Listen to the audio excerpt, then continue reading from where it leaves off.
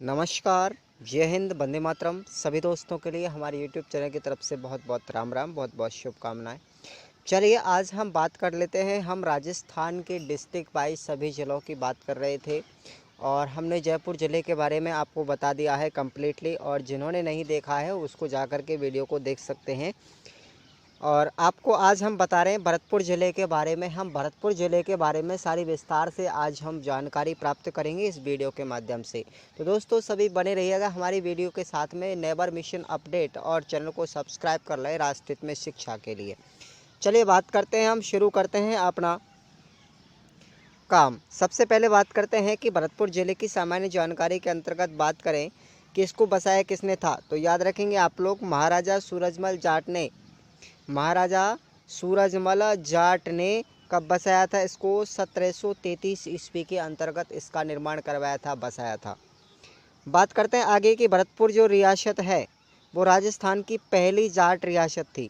राजस्थान की पहली जाट रियासत कौन सी थी? भरतपुर थी। अगर आपसे पूछा जाए राजस्थान भरतपुर के उपनाम कौन कौन से हैं, यानी भरतपुर को किन और नामों से जाना जाता है, तो आप लोग बात करेंगे राजस्थान का पूर्वी सिंह द्वार भरतपुर कहलाता है। पक्षियों का स्वर्ग स्थल, क्योंकि यहाँ पर घना पक्षी विहार अभ्यारण्य है, केवलादेव राष्ट्रीय उद्यान अभ्यारण्य है जहाँ पर विदेशों से पक्षी आते हैं, इसीलिए इसको पक्षियों का स्वर्ग स्थल कहा जाता है। राजस्थान का प्रवेश द्वार या पूर्वी द्वार भरतपुर ज़िले को कहा जाता है। अगर आपसे भरतपुर ज़िले का क्षेत्रफल पूछा जाए कि भाई भरतपुर का क्षेत्रफल कितना है, तो आप लोग याद रखेंगे 5066 वर्ग किलोमीटर। 5066 वर्ग किलोमीटर भरतपुर ज़िले का कुल क्षेत्रफल है। अगर आपसे पूछा जाए कि भाई भरतपुर ज़िले के पड़ोसी ज़िले कौन कौन से हैं, तो याद रखेंगे आप लोग अलवर, करौली, दौसा और धौलपुर। ये 4 ज़िले हैं जो भरतपुर के पड़ोसी ज़िले हैं। आगे बात करते हैं कि भाई भरतपुर ज़िले से कौन कौन से राज्य लगते हैं, तो राजस्थान के भरतपुर ज़िले की जो सीमा है वो उत्तर में हरियाणा राज्य से लगती है और पूर्व में उत्तर प्रदेश राज्य से लगती है। पश्चिम में दौसा से लगती है, करौली एवं अलवर जिलों से लगती है, और दक्षिण में धौलपुर एवं करौली से लगती है। तो ये आप लोग याद रख लें, इसके पड़ोस में ये राज्य और ज़िले पड़ते हैं, ठीक है। और आगे बात करते हैं कि भरतपुर जो ज़िला है उसको संभाग कब घोषित किया गया था, तो याद रख लें आप लोग इसको भी। काफ़ी बार एग्ज़ाम में पूछा जाता है कि भाई भरतपुर ज़िले को संभाग घोषित कब किया गया था, तो इसको 4 जून 2005 को राजस्थान का 7वां नवीनतम संभाग घोषित किया गया था। यानी बनाया कब गया था? 4 जून 2005 को राजस्थान का 7वां और नवीनतम संभाग बनाया गया था। भरतपुर जिला राष्ट्रीय राजधानी क्षेत्र में शामिल होने के कारण राजस्थान का दूसरा जिला है। भाई पहला राष्ट्रीय राजधानी क्षेत्र में शामिल होने वाला जयपुर है और दूसरा कौन सा है? अपना भरतपुर, ठीक है। ये दोनों ही आप लोग याद रख लें कंसेप्ट। अब बात करते हैं मानचित्र की स्थिति के अनुसार भरतपुर ज़िले की स्थिति क्या है, अक्षांशीय और देशांतरीय। तो देखिएगा अक्षांशीय स्थिति इसकी है 26 डिग्री 22 मिनट उत्तरी अक्षांश से 27 डिग्री 50 मिनट उत्तरी अक्षांश के मध्य में स्थित है। और देशांतरीय स्थिति की बात करते हैं यहाँ पर, तो 76 डिग्री 53 मिनट पूर्वी देशांतर से लेकर के 78 डिग्री 11 मिनट पूर्वी देशांतर के मध्य में स्थित है। ये सारे कंसेप्ट आप लोग याद रख लें, इनसे बाहर एक भी क्वेश्चन नहीं जाएगा, ये मैं आपसे कहता हूँ। यदि आपको शॉर्ट ट्रिक्स के माध्यम से ये पढ़ने हैं राजस्थान की डिस्ट्रिक्ट वाइज जीके, तो आप लोग इस तरीके से आप लोग याद करिएगा, आपका बेस मजबूत हो जाएगा। अब बात करते हैं आगे कि लोहागढ़ दुर्ग के उपनाम कौन कौन से हैं। भरतपुर को लोहागढ़ के नाम से भी जाना जाता है क्योंकि वहाँ पर लोहागढ़ दुर्ग बना हुआ है, और उसका नाम लोहागढ़ इसलिए पड़ा था क्योंकि उसको आज तक कोई भी शासक या राजा जीत नहीं पाया, इसलिए उसको अजय दुर्ग या लोहागढ़ दुर्ग के नाम से जानते हैं। तो देखिए लोहागढ़ दुर्ग को हम भरतपुर दुर्ग, लोहागढ़ दुर्ग, अवैध दुर्ग, अजयगढ़ दुर्ग और मिट्टी का किला। अंतिम मिट्टी का किला कौन सा बना है? भरतपुर का किला, यानी लोहागढ़ का दुर्ग बना है, अंतिम मिट्टी का दुर्ग है। और प्रथम मिट्टी का दुर्ग कौन सा है? भानगढ़ का किला। भानगढ़ का किला जो हनुमानगढ़ में स्थित है। तो ये दोनों याद रखें, बड़े संयोग की बात है कि प्रथम और अंतिम जो किला है वो मिट्टी से बना हुआ है। पूर्वी सीमांत का प्रहरी किला ये लोहागढ़ दुर्ग के नाम है, याद रख लें आप लोग इन सबको। अब आगे बात करते हैं बयाना के दुर्ग के उपनाम कौन कौन से हैं। तो देखिएगा, बयाना का जो दुर्ग है उसको विजयगढ़ दुर्ग के नाम से, श्रीपंथ दुर्ग के नाम से, बाणासुर किला के नाम से, बादशाह दुर्ग के नाम से और श्रीपुर दुर्ग के नाम से जाना जाता है। भरतपुर ज़िले से होकर के दो नदियां निकलती हैं। पहली है हमारी रूपारेल नदी और दूसरी बाणगंगा नदी, जो भरतपुर ज़िले से होकर के गुजरती हैं। अब बात करेंगे हम भरतपुर ज़िले के प्रमुख मेले एवं त्यौहार कौन कौन से हैं। तो देखिएगा, काफ़ी मेले और त्यौहार लगते हैं। पहला है हमारा बसंती पशु मेला। बसंती पशु मेला, और यह मेला कहाँ लगता है? भरतपुर ज़िले में रूपबास के अंतर्गत लगता है। रूपबास क्षेत्र में कब लगता है? याद रखें, माघ कृष्णा 15 से माघ शुदी अष्टमी तक भरता है। ठीक है, माघ कृष्णा 15 से माघ शुदी अष्टमी तक भरता है। दूसरा मेला है गंगा दशहरा मेला, और यह भरतपुर के कामा क्षेत्र में लगता है। कब से कब तक लगता है? ज्येष्ठ शुक्ला सप्तमी से द्वादशी तक लगता है, यानी 7 से 12 तक। ठीक है, और अगला मेला है बजरंग पशु मेला। तो यह भी हमारा भरतपुर के उज्जैन नामक क्षेत्र में लगता है, और यह लगता है हमारा आषाढ़ कृष्णा 2 से लेकर के 8 तक। जवाहर प्रदर्शनी व ब्रज यात्रा मेला, यह भरतपुर के डीग क्षेत्र में मार्गशीर्ष कृष्णा 12 से लेकर के शुक्ला पंचमी तक भरता है। अगला है गरुड़ मेला, यह भरतपुर के बंसी पहाड़पुर में लगता है और कार्तिक शुक्ला तृतीया को भरता है। ब्रज महोत्सव मेला, ये भरतपुर के डीग में लगता है फरवरी के महीने में। अगला है भोजन बारी या भोजन थाली परिक्रमा। तो ये कहाँ होती है भैया? देखिएगा, ये भरतपुर के कामा क्षेत्र में होती है, और कब होती है? भाद्रपद शुक्ला पंचमी को। भाद्रपद शुक्ला पंचमी को होती है भोजन थाली या भोजन बारी परिक्रमा। उसके बाद अगला मेला है जसवंत पशु मेला, और ये भरतपुर में लगता है मार्गशीर्ष शुक्ला से लेकर के 15वीं तक भरता है ये जसवंत पशु मेला। और एक मेला और याद रख लें आप लोग, चल कोई बात नहीं, आगे बात करते हैं। अगले हम भरतपुर ज़िले के प्रमुख मंदिर कौन कौन से हैं। तो देखिएगा, उषा मंदिर जो बयाना के दुर्ग में स्थित है, बयाना भरतपुर में। अगला है गंगा मंदिर, लक्ष्मण मंदिर और जामा मस्जिद। ठीक है, ये मस्जिद भी भरतपुर के अंतर्गत काफ़ी खास अहमियत रखती है अपनी। ये जामा मस्जिद भरतपुर में स्थित है। आगे बात करते हैं हम भरतपुर के प्रमुख पर्यटन स्थलों की। तो देखिएगा, कौन कौन से आते हैं। सबसे पहले आता है भैया सबसे ज़्यादा प्रचलित जो विश्व धरोहर या यूनेस्को की सूची में शामिल किया गया है जिस अभ्यारण्य को, केवलादेव राष्ट्रीय उद्यान, यानी केवलादेव घना पक्षी अभ्यारण्य, जो भरतपुर के अंतर्गत स्थित है और पक्षियों का स्वर्ग या पक्षी अभ्यारण्य के नाम से जाना जाता है।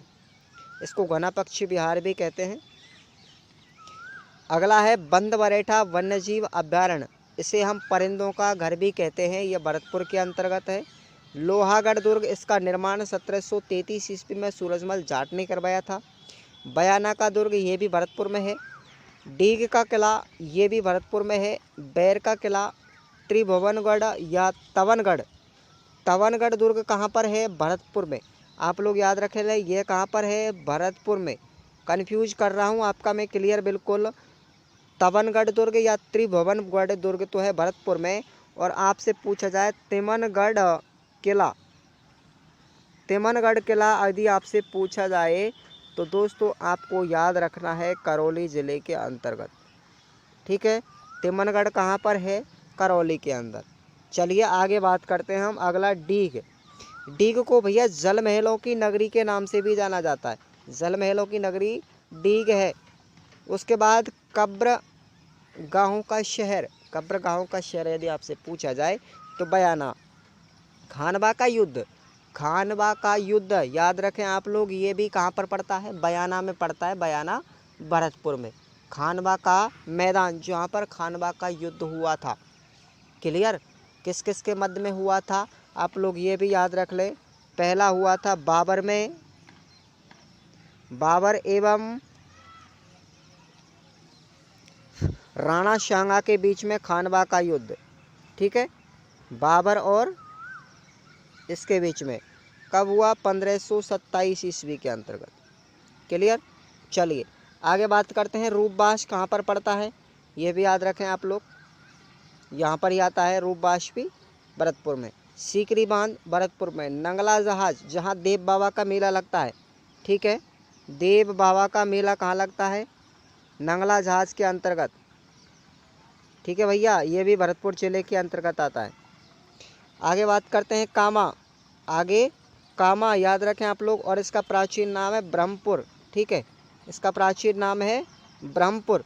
आगे बात करते हैं हम भरतपुर जिले से प्रमुख तथ्य या प्रश्न कौन कौन से बनते हैं, ठीक है, और ये एग्जाम की दृष्टि से काफ़ी इंपॉर्टेंट है, याद रखिए आप लोग। सबसे पहली बात, भरतपुर जिले की जीवन रेखा किस नदी को कहा जाता है, भरतपुर जिले की जीवन रेखा या भरतपुर जिले की लाइफ लाइन किससे कहते हैं, तो क्या याद रखेंगे आप लोग, रूपारेल नदी। कौन सी है दोस्तों, रूपारेल नदी। अगला क्वेश्चन है बाणगंगा नदी का उपनाम क्या है, तो याद रखेंगे अर्जुन की गंगा या ताला नदी, ठीक है, इसको हम बाणगंगा नदी का नाम है ये। अगला क्वेश्चन है भरतपुर के राजवंश की कुल देवी का नाम क्या है, तो क्या नाम बताएंगे आप लोग, राजेश्वरी माता। ये भरतपुर के राजवंश यानी जाटों की कुल देवी है। भरतपुर के राजाओं का राज्याभिषेक का जो समारोह था वो कहाँ पर होता था, तो जवाहर बुर्ज के अंतर्गत जो लोहागढ़ दुर्ग में स्थित है, ठीक है। अगला क्वेश्चन ये बनता है कि राजस्थान में प्रथम सहकारी बैंक की स्थापना कहाँ की गई, तो वो डीग भरतपुर के अंतर्गत की गई थी। कब हुई, 1986 ईस्वी के अंतर्गत। अगला क्वेश्चन है कि राष्ट्रीय सरसों अनुसंधान केंद्र कहाँ स्थित है, तो ये काफ़ी बार एग्जाम में पूछा गया, सेवर भरतपुर में स्थित है। और इसकी स्थापना कब की गई थी, ज़रा ये भी आप लोग याद रख लें, इसकी स्थापना हुई थी सेवर में 20 अक्टूबर 1993 ईस्वी को भारतीय कृषि अनुसंधान परिषद के द्वारा सेवर के अंतर्गत की गई थी, ठीक है। अगला क्वेश्चन ये है, बताइए कि लालदास जी संप्रदाय की प्रधान पीठ कहाँ स्थित है, तो याद रख लें आप लोग, लालदास जी जो महाराज हैं उनकी संप्रदाय की प्रधान पीठ है अपनी नंगला भरतपुर में, ठीक है। अगला क्वेश्चन ये है कि राजस्थान में सौर ऊर्जा चलित मिल्क चीलिंग प्लांट कहाँ लगाया गया, सबसे पहले सौर ऊर्जा से चलने वाला मिल्क चीलिंग प्लांट, ठीक है, वो भरतपुर में ही लगाया गया था।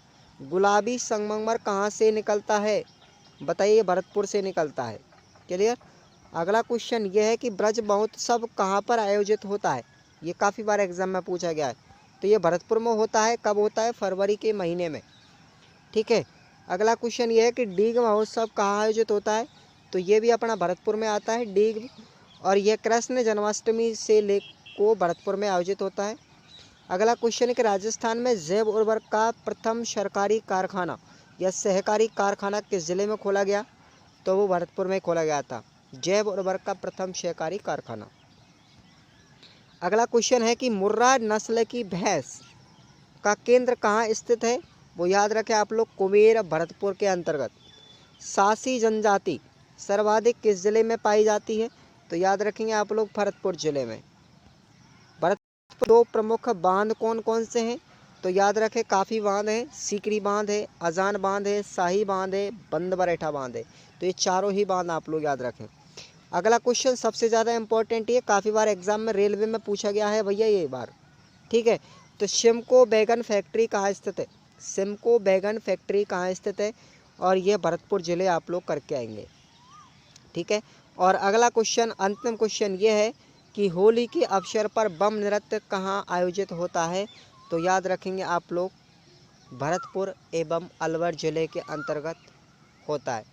और एक क्वेश्चन मैं आपको बता रहा हूँ कि भैया सबसे ज़्यादा रामलीला, ठीक है, रामलीला का आयोजन कहाँ होता है, बताइए आप जरा। तो ये भी आप लोग याद रखेंगे, भरतपुर के अंतर्गत। सर्वाधिक रामलीला भरतपुर के अंतर्गत होती है, पूर्वी राजस्थान में।